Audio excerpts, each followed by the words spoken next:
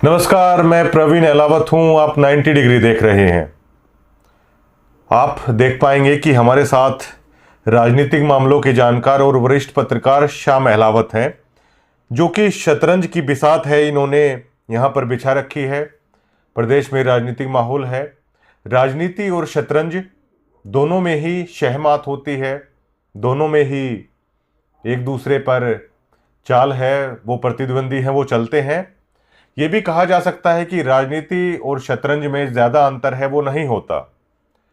तो आज इस शह और मात के खेल में हम चर्चा करेंगे श्याम अहलावत जी के साथ बादली विधानसभा में, जहां पर एक तरफ कुलदीप वत्स हैं, एक तरफ ओम प्रकाश धनखड़ हैं और जीते ठेकेदार भी हैं। कुछ प्यादों की चाल यहां पर आप देख पाएंगे, कुछ घोड़े हैं वो आगे चल रहे हैं। तो श्याम अहलावत से है तमाम बातें पूछेंगे। श्याम अहलावत जी, हमारे दर्शकों को आप ये बताइए कि जो शतरंज की बिसात यहाँ पर है, इसे अगर बादली हल्का मान लिया जाए तो कुछ सफ़ेद मोहरे हैं, देख पा रहा हूँ मैं, कुछ काले मोहरे हैं, और दोनों एक दूसरे को शह और मात देने के लिए यहाँ पर तैयार बैठे हैं जी। तो समझाइए दर्शकों को कि बादली में किसकी चाल में आपको ज़्यादा दम है वो नज़र आ रहा है, या किसके घोड़े हैं वो ज़्यादा दौड़ रहे हैं, किसका हाथी है वो रौंदने के लिए तैयार है दूसरे की सेना को, क्या नज़र आ रहा है? देखिए, बादली ही नहीं, अगर हम राजनीति की बात करें तो वो शतरंज की जो एक चौप होती है बिसात, उससे कम नहीं होती है। यहाँ शह और मात का खेल शतरंज में तो एक बार होता है, लेकिन राजनीति में हर रोज, हर मिनट, हर चंद लम्हों में बदल जाता है। तो बादली की अगर बात करें, या मैं यूं कहूं कि बादली के विशेष तौर पर दो खेमे की बात करते हैं हम, एक कांग्रेस का खेमा, एक बीजेपी का खेमा। ये जो कांग्रेस का खेमा है, इसमें आप न चालें तो आपने भी चली हैं, आपकी ओर से चालें मैंने भी चली हैं। मैंने ये आप देख रहे हैं मेरे खेमे में कुछ आपके पैदे अंदर तक आ गए हैं। ये जो काले मोरे हैं, ये दरअसल ये आपके नहीं हैं। आप भले ये मान दो कि आपके हैं, अच्छा, ये मेरे हैं। या यूं कह सकते हैं ये कि कांग्रेस पार्टी में जो कुछ काली भेड़ें हैं, वो बैठी तो कांग्रेस की तरफ है, लेकिन हैं आपकी तरफ से। अच्छा, जो आपको ये घोड़े अंदर तक घुसे दिखाई दे रहे हैं, हाँ, इन घोड़ों की चाल तो है, हाँ, लेकिन कॉन्फिडेंस नहीं है। ठीक है, प्यादे के आगे खड़े हैं, हाँ, ये प्यादा हटा दो, घोड़े की वैल्यू खत्म हो जाएगी और 1 मिनट में सामने वाले ईरानी मार देगी। तो इस राजनीति का जो बेरी मतलब बादली विधानसभा है, यहाँ उलझा हुआ मामला है, लेकिन उलझे हुए मामले में भी कुछ ना कुछ सुलझा हुआ दिखाई दे रहा है। जो पहले जो चुनाव रहे वो एक समीकरणों पे चलते थे, हालांकि उसमें भी कुछ है, लेकिन उसमें भी एक नया समीकरण निकल के आ रहा है। ये जो चुनाव मुझे आगे बढ़ता दिखाई दे रहा है, वो ब्राह्मण और जाट का चुनाव बढ़ता दिखाई दे रहा है। और ये जो चुनाव होगा, मैं ये मानता हूं कि अभी तो बहुत जल्दबाजी है ये कहने की, लेकिन मुझे जो आसार लग रहे हैं वो यही लग रहे हैं कि कहीं ना कहीं जो कुलदीप वत्स का जो ब्राह्मणवाद का जो एक नारा है, वो उनके ऊपर भारी पड़ेगा। ये किस आधार पे माना जाए कि ब्राह्मणवाद का उनका नारा या उनके ऊपर इस तरह की मोहर है वो लगाई जाए, ये किस आधार पर? देखिए, मोहर का मैं नहीं लगा रहा हूँ, वो अपने ऊपर खुद लगा रहे हैं। पहरावर में नेता तो अनेक थे कांग्रेस, अब सभी पार्टियों के, ब्राह्मण समाज के, लेकिन किसी ने ये नहीं कहा कि मैं थारे कोटे की टिकट ले रहा हूँ। टिकट चौधरी भूपेंद्र सिंह हुड्डा ने दी या दिलाई, उनको एक विश्वास पात्र मानते हुए, सारी चीजें मानते हुए, और आज वो ये कह रहे हैं कि मैं तुम्हारे कोटे के लिए कह रहा हूँ। इस कोटे से क्या मतलब है? एससी कोटा तो हमने सुना था, ओबीसी भी सुना था, महिला कोटा भी राजनीति में दे दिया गया, लेकिन एक जनरल कोटे में भी कोटा होता है। ये बादल के विधायक हैं कुलदीप वत्स, ये उन्हीं से दिखाई दे रहा है मुझे। बाकी उससे पहले तो मुझे कोटे की बात समझ में आई नहीं थी। दूसरा, कुछ लोग विशेष हैं जो खेमे में तो दिखते हैं दूसरे के में, लेकिन वो रियलिटी में जैसे काले प्यादे हैं, इसी तरह वो घुसे हुए कहीं और हैं कहीं और के। ठीक, वो भी कहीं ना कहीं ब्राह्मणवाद की जो राजनीति है उसको हवा दे रहे हैं। अच्छा, हालांकि इसका काट भी बताता हूँ मैं आपको। हाँ, डॉक्टर नरेश शर्मा पूर्व विधायक, उन्होंने जो ये ब्राह्मणवाद की राजनीति जो कुलदीप वत्स कर रहे हैं उसका जो खुल के विरोध करते हुए कहा कि अगर हम अकेली ब्राह्मण की बात करें तो कुल में मुश्किल 7-8 हजार वोट है ब्राह्मण की। अगर क्या अकेली ब्राह्मण की राजनीति अगर करके कोई विधायक बन सकता है या वो एक समाज को तोड़ने का काम कर सकता है तो बाकी जनजातियां कहाँ जाएंगी? कल को तो ऐसी बरादरियां वो कहेंगे हम अपना अलग उठाएंगे, जाट कहेंगे वो हम अपना एक तरफ, लोभी एक तरफ जाएगी, ब्राह्मण एक तरफ जाएगी। ये तो फिर समाज को एक तोड़ने की चीज होगी ना, जो एक जातियों के ऊपर बात कही जा रही है। तो ये जो बिसात है ये तो भी उलझी हुई दिखती लेकिन उलझी हुई है नहीं, ये और उलझेगी और उस उलझन में ही दिखेगी उलझी हुई लेकिन होगी वो सुलझी हुई। ये आगे आगे जो स्ट्रेटजी चल रही है इसके आधार पर आगे बढ़ेंगे चीजें। इधर आपने बीजेपी कहा, इधर आपने कांग्रेस कहा जी, लेकिन थोड़ा थोड़ा शतरंज का मुझे भी ज्ञान है कि अगर आप इधर का देखें तो यहाँ का राजा थोड़ा सा रिलैक्स दिखाई देता है, मतलब ओम प्रकाश धनखड़ लगा लीजिए। लेकिन अगर इधर कुलदीप वत्स आप मानते हैं तो यहाँ पर कुलदीप वत्स मुझे घबराए हुए नजर आ रहे हैं, क्योंकि अपने बचाव के लिए उन्होंने वजीर है वो आगे कर रखा है, जबकि इधर वजीर धनखड़ साहब के बिल्कुल बराबर में है। तो वजीर आगे लेने को, इस चाल को क्या समझे आप कुलदीप वत्स की? देखिए ये कुलदीप वत्स की चाल नहीं, शतरंज की चाल में भी होता है कि जब खिलाड़ी को ये लगने लगता है कि मेरा राजा मरने वाला है तो हमेशा मंत्री को आगे हटा जाता है, क्योंकि मंत्री चारों चाल चलता है, चारों तरफ चलता है। ये जो स्थिति है आपने जैसे कहा कि ओपी धनखड़ की, ओपी धनखड़ ने, मैं भी खुद पहले तो ये मान रहा था कि इस बार भी शायद ओपी धनखड़ जो है वो फाइट नहीं दे पाएंगे। लेकिन जो नामांकन भरने के दौरान 4 मंत्री या 6 या 7 MP, CM और प्रदेश भर के जो है वरिष्ठ नेता जो उनके पास खड़े दिखाई दिए, वो जो मनोहर लाल खट्टर के समय में जो उनके कद को जो घटाया गया था या ये लग रहा था कि उनका कद घटता वो बौने हो गए हैं अन्य नेताओं की तरह, वो बौनापन जो है उस नामांकन के दौरान वो बौनापन कहीं ना कहीं खत्म होता दिखाई दिया, जो उनको बौना बनाने का प्रयास किया जा रहा था। तो जो ये आपका जो आप जो कह रहे हैं कि मेरा मंत्री राजा रिलैक्स दिखाई दे रहा है, वो रिलैक्स इसलिए दिखाई दे रहा है कि उसके पास जो एक टीम वर्क दिखाई दे रहा है। ये जो महाशय जो जिनका आपने कुलदीप वत्स का नाम लिया, इनके सामने जो मंत्री वजीर हैं जो इनको बचाने के लिए आगे, जो बचाने के लिए, ये आज से नहीं है, ये सांसद दीपेंद्र हुड्डा मान के चलिए इनको, जो ये वजीर नहीं है, ये सांसद दीपेंद्र हुड्डा हैं। जब भी उनको ऊपर कोई आफत आती है, और उन ऊपर नहीं, झज्जर जिले के या रोहतक लोकसभा के किसी भी विधायक को जब ये लगता है कि वो पीछे जा रहा है तो वो ये जो मंत्री सांसद दीपेंद्र हुड्डा ही अपने आप को आगे खड़ा कर देते हैं और इनके पीछे चल के फिर वो कहीं ना कहीं अपने आप को बचाव में की मुद्रा में देखता है। जो भी स्थानीय विधायक का चुनाव लड़ रहा है या विधायक है वो उसका फायदा लगता है। लेकिन ये जो मंत्री जी हैं, ये विधायक हमेशा इनका यूज करते हैं, इनके लिए कभी खड़े नहीं मिलते। अगर इनके लिए खड़े मिलते हो तो स्थितियां वो ना हो। जब भी लोकसभा चुनाव आता है इनका कभी अपना खुद का दौरा नहीं होता, वो दीपेंद्र के पीछे खड़े होकर दौरे में शामिल होते हैं। इस लोकसभा चुनाव में तकरीबन ऐसा ही हुआ। हाँ। पिछले में भी यही था। क्यों पीछे क्यों खड़े होते हैं? क्योंकि सामने जाने की स्थितियां उन्होंने क्रिएट की ही नहीं होती। ये जो आपने शुरुआत में कहा था ना कि काले मोरे मेरे अंदर घुसे हुए हैं या सफेद मोरे वहां हैं, ये जो काली भेड़े में काली भेड़े जो हैं वो उनके लिए वर्ड बेचारा बोले, वैसे मैं गलत यूज कर रहा हूँ, काली भेड़े नहीं है, वो उपेक्षित और प्रताड़ित हैं। अब आप देखें 18 लोगों ने जो है विधानसभा के लिए आवेदन किया था, उनमें से बहुत से ऐसे चेहरे हैं जिनको पिछले 20 साल अपनी इसी राजनीति में यहीं लगा दिए। मैं एक एक का नाम लेना मेरे लिए उचित भी नहीं है यहाँ। वो लोग आज जो है अपने प्रदोष काल से तो गुजर रहे हैं और जल्द ही अस्त होने की स्थिति में चल रहे हैं। इसलिए वो उनकी मजबूरी हो गई है कि ये जो आगे जो वजीर को हमेशा खड़ा करने वाला राजा है, इस राजा को पीछे कर दिया जाए।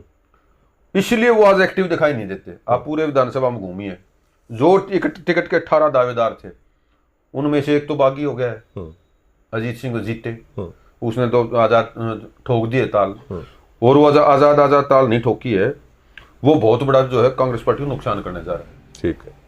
अगर वजीर यानी कि सांसद दीपेंद्र हुड्डा कोई विशेष रणनीति बना के समाज जनता के बीच सीधे नहीं पहुंचे तो ये जो काले मोहरे हैं, ये काले मोहरे इस सेना का साथ देने का काम करेंगे परोक्ष रूप से। अच्छा, आप ये बताइए, ये सबसे बड़ी बेहतरीन चाल है, बचाव की आखिरी चाल है जो दीपेंद्र हुड्डा को खड़ा है ये लोग करते हैं, लेकिन ये नौबत ही क्यों आती है कि ये चाल चलनी पड़े? दीपेंद्र सिंह हुड्डा को है, आगे किया जा रहा है, आगे ये विधायक कर रहे हैं, ये नौबत आखिरकार क्यों आई?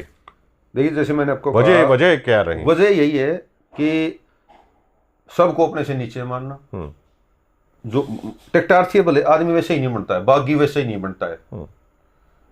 बगावत के लिए जो है गुर्दा चाहिए या उसके प्रताड़ना चाहिए, दो ही चीजें होती हैं, या तो हद से ज्यादा वो एग्रेसिव हो या उसको हद से ज्यादा प्रताड़ित किया गया हो। ये जो 16-17 लोग हैं ये अपने आप को प्रताड़ित मानते हैं। क्यों मानते हैं? कि आपके जो विधायक जी हैं उनके द्वारा उनके साथ कहीं ना कहीं किसी न किसी स्टेज पर बदतमीजी की गई है, या उनको इग्नोर किया गया है, उनको ये एहसास कराया गया कि आप सेकंड लाइन के, थर्ड लाइन के, वहीं रहिए।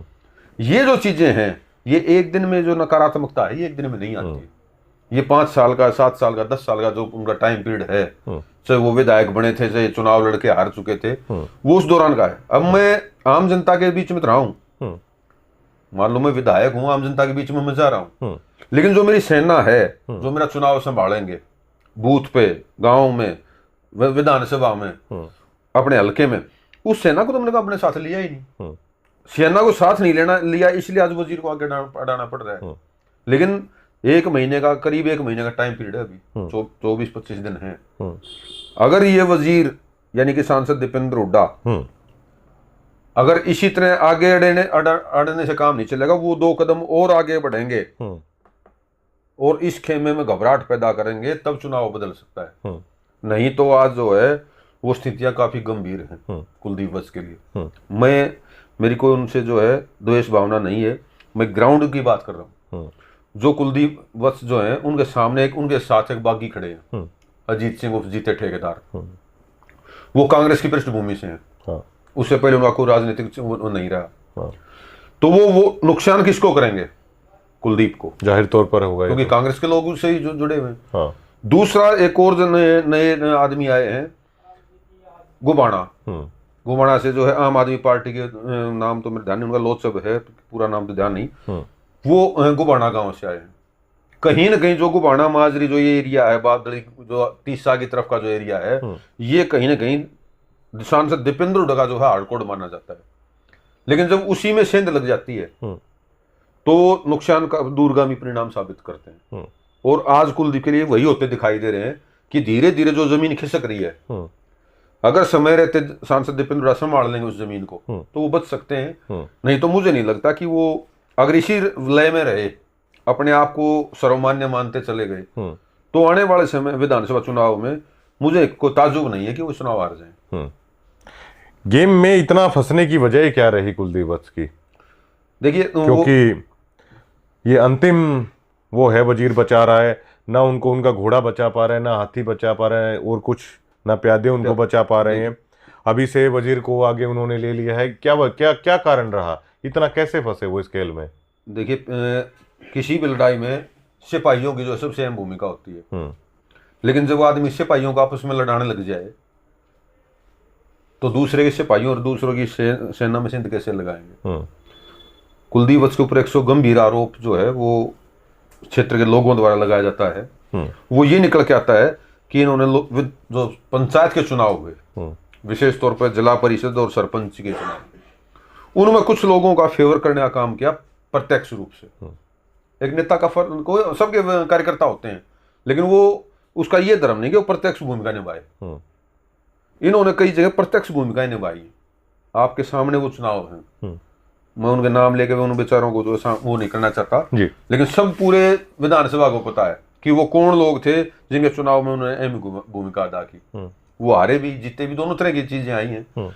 लेकिन एक कद के नेता को या विधानसभा के लेवल के नेता को लोकल पॉलिटिक्स में नहीं आना चाहिए। एक तो उनका सबसे बड़ा जो है जो वीक पॉइंट मैं ये मानता हूँ।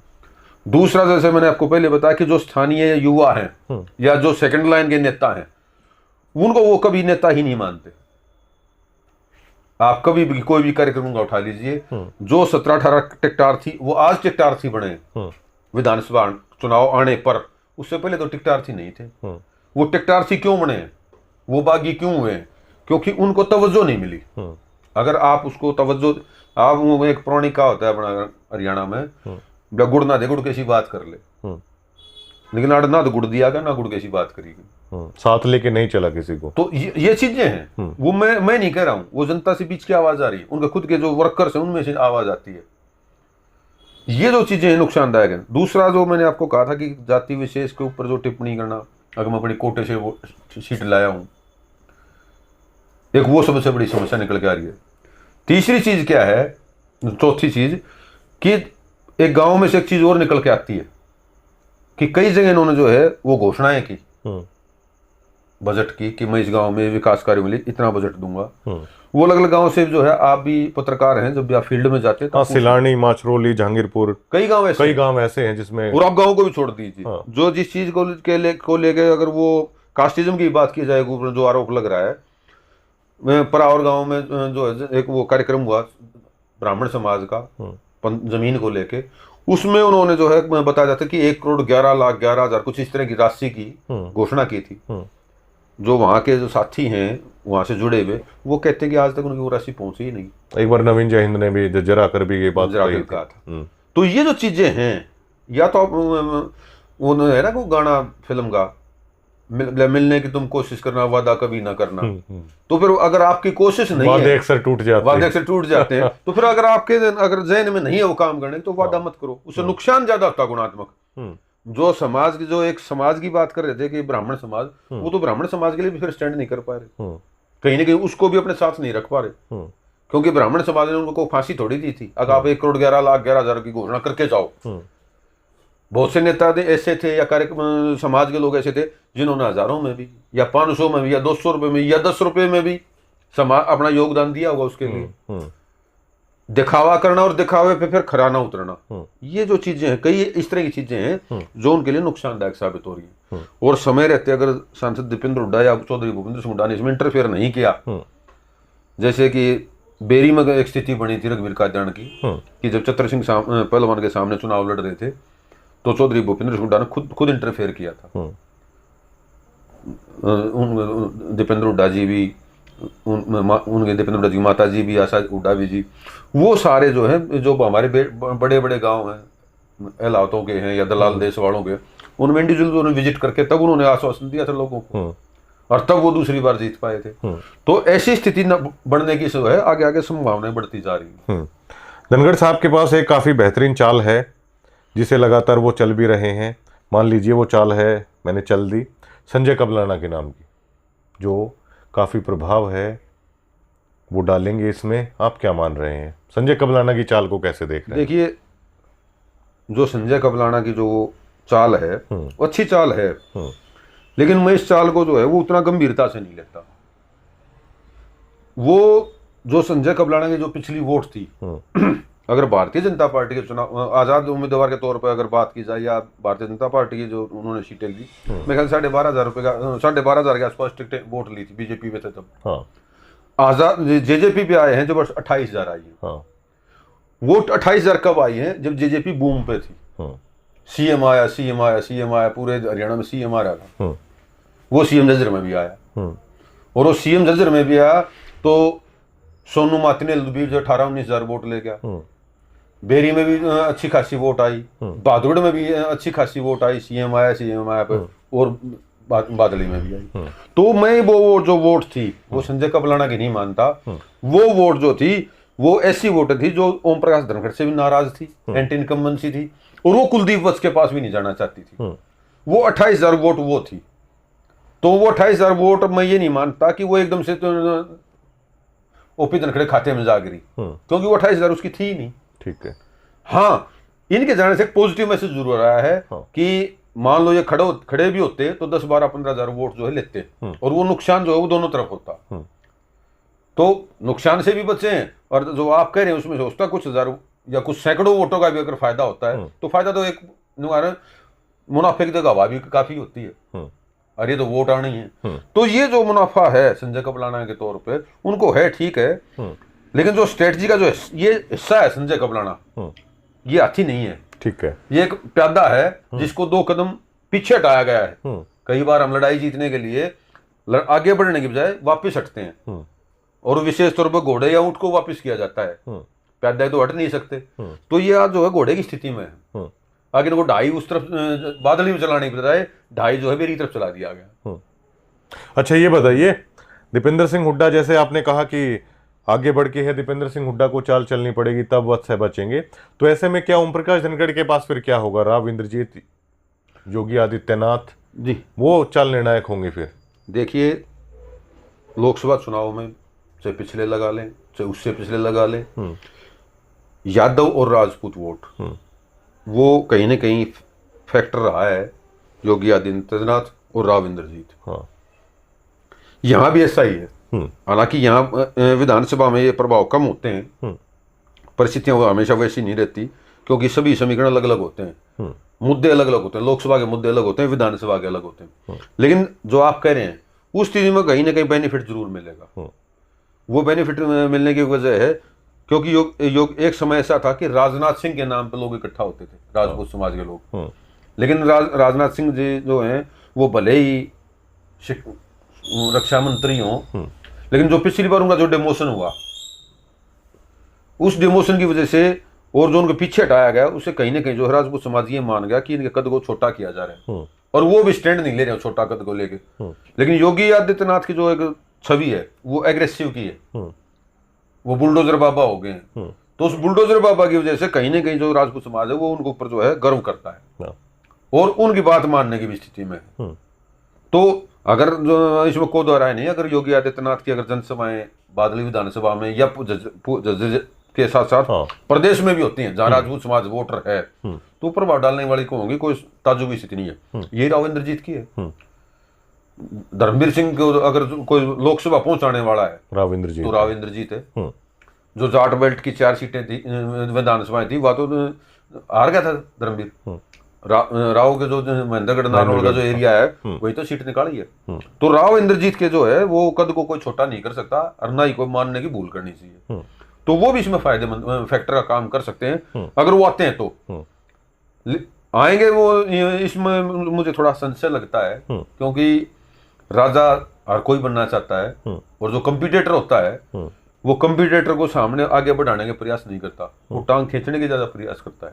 ठीक है। तो ये चीजें आगे बढ़ती दिखाई दे रही हैं। लेकिन आज की अगर हम स्थिति की बात करें, जहां जीते अजीत सिंह खड़ा है, या बुपनिया का आम आदमी पार्टी का खड़ा है, या कोई और खड़े हैं, औरों को तो ज्यादा इफेक्ट नहीं पड़ेगा। ये जो दोनों हैं ये कांग्रेस पार्टी को ज्यादा नुकसान कर रहे हैं। ठीक है। और इस स्थिति में आज की स्थिति, अगर आज चुनाव होते हैं, मैं 24 दिन बाद की नहीं कह रहा हूं, आज अगर चुनाव होता है तो ओपी धनखड़ 10 से 15 हजार वोटों से जीत रहा है। मेरा आकलन ये है, क्योंकि मैं गांव में फील्ड में घूमता हूं तो मैंने देखा है जो रिस्पॉन्स निकल के आता है वो जीत क्यों रहा है। आप जो है किसी भी एरिया में, किसी भी गांव में चले जाइए, चाहे वो उत्तरी एरिया है शाहपुर देसलपुर बुपनिया, चाहे वो पश्चिमी एरिया है आपका मासोली कोका कुलाना, चाहे आपका वो पश्चिमी एरिया, सॉरी दक्षिणी एरिया कोका कुलाना है, पश्चिमी एरिया आप दारोली तक चले जाएं, या आपका गढ़ है सिलाना, ये जो एरिया है, यहां जो फीडबैक निकल के आ रहा है, आप कुल मिला के ऐसा देखिए कि कोई ऐसा गांव नहीं है जिसमें ओपी धनखड़ को जो है ठीक ठाक वोट ना मिल रही हो। चाहे वो बादली की 24 का हो, जीत के खड़े होने के बावजूद भी, और चाहे वो दारोली का या कोका कुलाना की तरफ चले जाइए। कुलदीप है, वो कुलदीप के साथ एक समस्या आ गई है जीत खड़ा होने के बाद, जीत ठेकेदार कि गुड़िया में जो कांग्रेस का वोटर था वो कहीं ना कहीं अब खाप की गोलबंदी के चक्कर में आ गया है। हाँ। इसका उदाहरण आपने देखा होगा, जो नामांकन के दौरान भी जो है वो गुड़िया जिंदाबाद, खाप जिंदाबाद के नारे लगाए थे, ठेकेदार के नारे लगे, सांसद दीपेंद्र हुड्डा के सामने ही नारेबाजी की गई। वो सांसद दीपेंद्र हुड्डा के बारे में नाराजगी नहीं थी, वो कुलदीप को जो ये दिखाया जा रहा था कि हम भी हैं। और वो जो गोलबंदी, गुड़िया की गोल पुरानी का होता है, मेरे मामा है गुड़िया बादली में, तो मैं तो बचपन से सुनता हूं कि गुड़िया की गोल, वो गुड़िया की गोल जो है वो धीरपाल का ड्रॉबैक होने के बाद, जब धीरपाल को अपमानित करके जो बात सुनने में आती है कि चौधरी ओम प्रकाश चौटाला द्वारा धीरपाल को जो है थोड़ा वो कर दिया गया था, बेइज्जत किया गया था, थोड़ा सा क्या बहुत ज्यादा फील किया था लोगों ने। उसको नीचे करके और कलीराम को टिकट दी थी और आजाद उम्मीदवार के तौर पर नरेश पंडित आगे थे। तो गुड़िया में एक टूट आ गई। वो टूट क्यों आई कि जो बादली गांव के लोग थे उन्होंने तो नरेश शर्मा को जो आगे बढ़ाया और गुड़िया ये चाहती थी कि वो कलीराम के साथ जाएं। गुड़िया सारी गुड़िया तीसरा दिखाया देना चाहिए। गुड़िया उसके साथ जो है बादली गांव नहीं गया, जिसके बाद एक खाई पट गई और वो खाई जो है अब तक यूं यूं खड़ी थी। बादली जहां वोट डाल रहा है वहां बाकी चौबीसा नहीं डाल रहा था, जहां चौबीसा डाल रहा है वहां बादली नहीं डाल रही थी। लेकिन जो अब स्थितियां बढ़ती आ रही हैं वो गुड़िया की गोल दोबारा से होने की जो है वो संभावनाएं दिखाई दे रही हैं और उसका सबसे ज्यादा नुकसान वो कुलदीप को। हालांकि परिस्थितियां जो है चुनाव शेयर मार्केट की तरह होता है। आज किसी का शेयर उछल रहा है, कल किसी का डाउन किसकी चाल बेहतरीन आ जाए, किसकी चाल अच्छी आएगी, शतरंज का कौन खिलाड़ी ज्यादा अच्छा होगा। कई बार प्यादे राजा को मार देते हैं और कई बार रानियां जो हैं वो राजा को बचा ले जाती हैं। बिल्कुल। या कई बार हाथी भी नहीं बचा पाते, जो काम जो घोड़ा कर लेता है डाई मार के। तो ये तो आने वाला वक्त बताएगा कि आगे क्या होगा। लेकिन आज की जो स्थितियां हैं उसके ऊपर कांग्रेस पार्टी को चिंतन और मंथन करने की जरूरत है। शुक्रिया श्याम जी, बहुत बहुत। फिलहाल बादली में जो ये खेल चला हुआ है शतरंज का, इसको फिलहाल हम यहीं पर रोकते हैं। लेकिन जो श्याम जी ने आपको ये समझाया है कि किसके घोड़े ज़्यादा अच्छी पोजीशन में है, किसका वजीर ज़्यादा अच्छी पोजीशन में है, या किसके प्यादे सही जगह पर सेट है, या किसके प्यादे हैं तो उसकी तरफ लेकिन काम कर रहे हैं दूसरे के लिए, ये आप इस चाल से है वो समझ सकते हैं। और फिलहाल की जो स्थिति है उसमें बिल्कुल ये देखा जा सकता है कि धनखड़ साहब के जो मोहरे हैं या धनखड़ साहब की जो स्थिति है वो बेहद अच्छी पोजीशन में है, वो नज़र आ रही है जैसा कि श्याम जी बता रहे हैं।